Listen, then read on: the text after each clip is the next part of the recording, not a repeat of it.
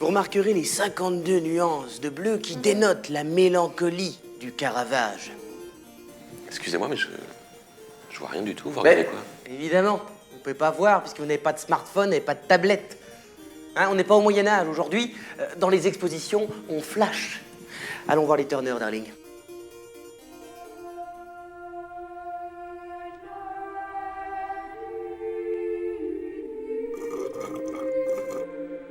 Bon, on n'en est pas encore là, mais pourtant ce petit truc, ce flash code ou QR code, inventé il y a plus de 20 ans pour tracer des pièces automobiles au Japon, a fait du chemin, on le trouve sur quasiment tous nos produits. Alors est-ce qu'on doit en avoir peur ou est-ce que ça nous rend service?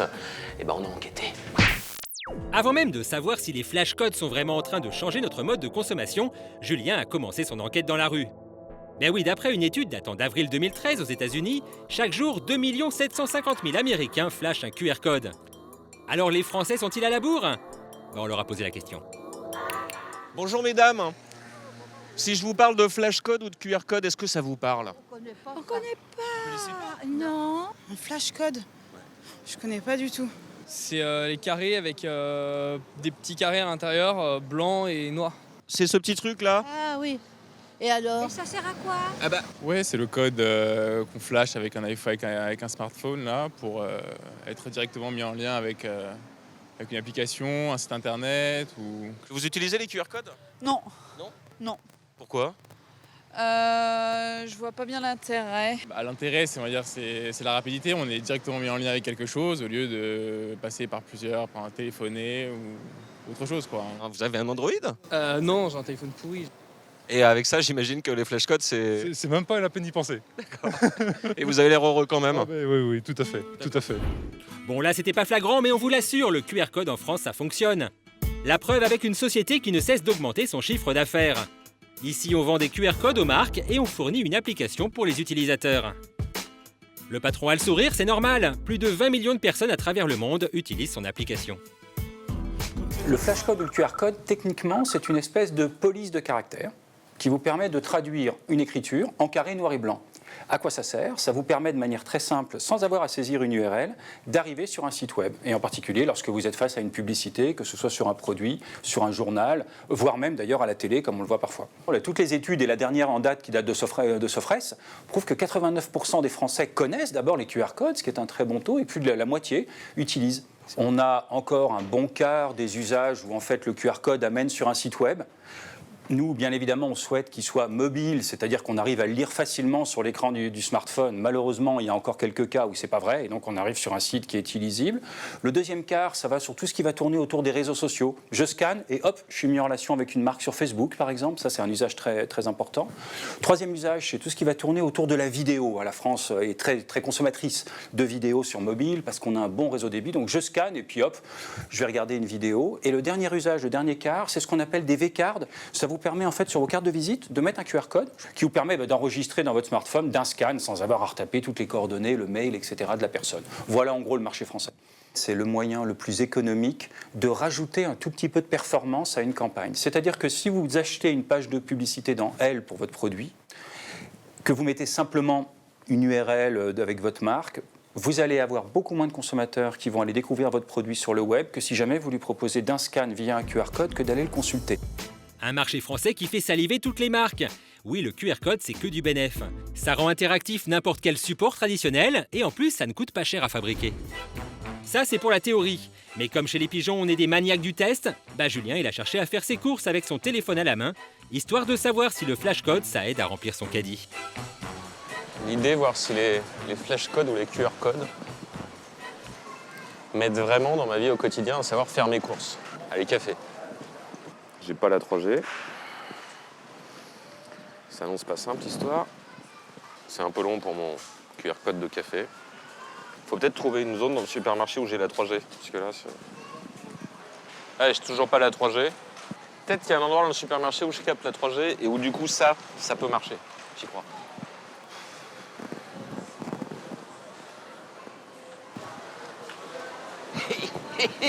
J'ai eu le flashcode.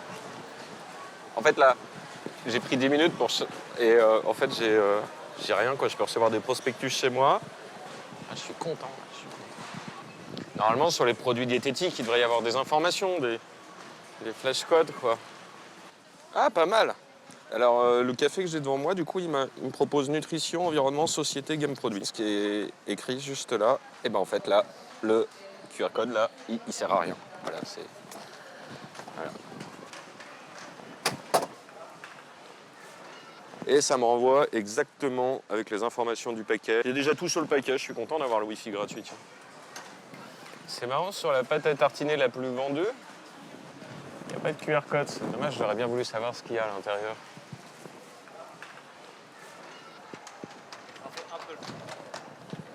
Non, je cherche des produits à flasher.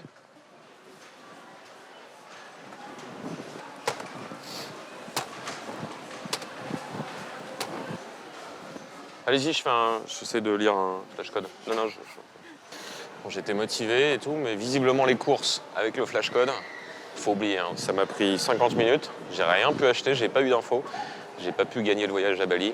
Et pourtant, j'avais du réseau dans ce supermarché qui fait qu'on a du Wi-Fi. Donc en fait, le flashcode pour faire ses courses, pour l'instant, on oublie, d'accord? Peut-être, mais on a découvert une utilisation étonnante du QR code. Un chef d'entreprise a donné rendez-vous à Julien à Samois, en région parisienne. Bonjour. Bonjour. Drôle d'endroit pour une rencontre, pourquoi vous me donnez rendez-vous ici? Ah, mais je vous ai donné rendez-vous ici parce que je voulais vous présenter l'application des QR codes pour les cimetières. C'est-à-dire que là, il y a des QR codes, dans ce cimetière-là, on trouve des petits QR codes. Dans ce cimetière, on trouve sur les tombes des petits médaillons en céramique qui sont des QR codes et qui permettent aux gens de scanner avec leur téléphone portable et ensuite de pouvoir visualiser la vie des défunts qui sont dans ces tombes. Et oui, des QR codes dans les cimetières. Antoine n'est pas le seul sur ce secteur en plein développement, mais c'est lui qui propose le concept le plus abouti. Ça coûte 195 € et l'entreprise vous garantit son bon fonctionnement pendant un minimum de 30 ans. Un flashcode classique donc, sauf que là, vous scannez une tombe. Vous avez entendu le petit clic et voilà, on accède directement donc sur un site dédié aux défunts avec donc une première photo. En l'occurrence, comme c'est un monsieur qui est mort il y a longtemps, c'est plutôt une gravure. Ouais, une gravure. Et ensuite, toute sa vie qui est citée. L'idée, pour pas choquer, c'était d'intégrer finalement ce qui représente une technologie nouvelle au milieu de quelque chose où le temps n'a pas bougé depuis très longtemps. Voilà. De l'intégrer, quoi, pour pas choquer aussi, j'imagine. Pour pas choquer, surtout pour ne pas choquer les gens et puis garder un... Il faut que ça conserve l'esthétique et c'était important. Je sais pas pourquoi, ça me fait toujours bizarre quand même. Je m'habitue pas encore à l'idée de sortir un téléphone portable dans un cimetière. Mais vous faites peut-être partie de ces gens qui ne s'habituaient pas non plus à l'idée de tout simplement avoir un téléphone portable. Attention, je me suis vite habitué à ça quand même. Oui, là, le monsieur, il nous a quand même traité de ringard. Hein. Mais il n'y a pas que Julien qui a tiqué avec ses QR codes dans les cimetières. Et il y a un sénateur que ça fait réagir. En avril dernier, Jean-Pierre Sueur a abordé le sujet dans une question écrite au ministre de l'Intérieur de l'époque. Car notre sénateur le sait, tout ce qui touche à un cimetière est de la responsabilité du maire. Pourtant, aujourd'hui, le contenu du site sur lequel le QR code tombal renvoie, aucune loi ne l'encadre. Bon, dès que le gouvernement décide de se pencher sur la question, promis, on vous raconte. Mais au Sénat, il y a peut-être un autre problème lié à ces petits flashcodes qu'ils n'ont pas vu venir.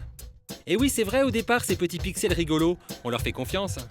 Avec les QR codes, les gens ne sont pas spécialement sensibilisés, ils ont tendance à avoir confiance en ce qu'ils voient, parce que le QR code fait très science-fiction, un petit peu, comme tu disais. Oui, c'est quelque chose de très...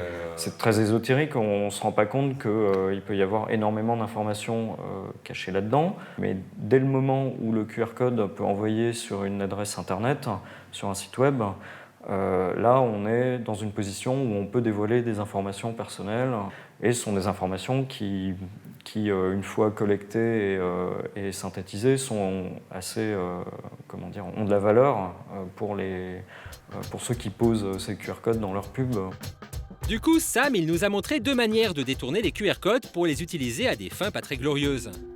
En 10 secondes sur le web, notre guide 2.0 a fabriqué ce QR code. Tout a l'air normal, seulement voilà quand Julien le flash... J'ai regardé du coup, là je le flash, je me méfie pas. Ah oui.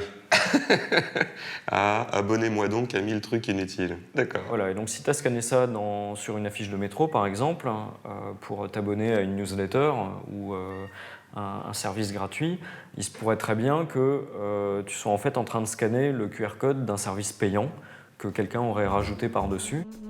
Perdre quelques centimes d'euros à cause d'un QR code malveillant, c'est moche. Mais il y a pire. On s'est mis dans la peau d'un vilain hacker. On a créé un faux QR code qui ressemble comme 2 gouttes d'eau à un vrai flash code de Facebook. Et puis on a laissé traîner notre QR code sur le bureau de Justine. Là, Justine croit juste qu'on lui fait une blague avec une photo rigolote de Mark Zuckerberg. Sauf que souvenez-vous, on est dans la peau du vilain hacker. Et au moment où Justine flash, sur notre écran d'ordinateur... Ah, alors là, on a eu une connexion, elle s'affiche en rouge et on voit le mot de passe et l'adresse mail de la personne qui vient de se connecter. Ah d'accord. Donc du coup, son email? On lit justine@gmail.com et son mot de passe, pigeon75. Donc là, là, on est bien, on a récupéré ce qu'on voulait, quoi, en fait. Voilà, et la personne nous a donné son accès à Facebook sans se douter qu'elle était en train de nous envoyer ces informations. En même temps, Justine, pigeon75 comme mot de passe, tu t'es pas foulé.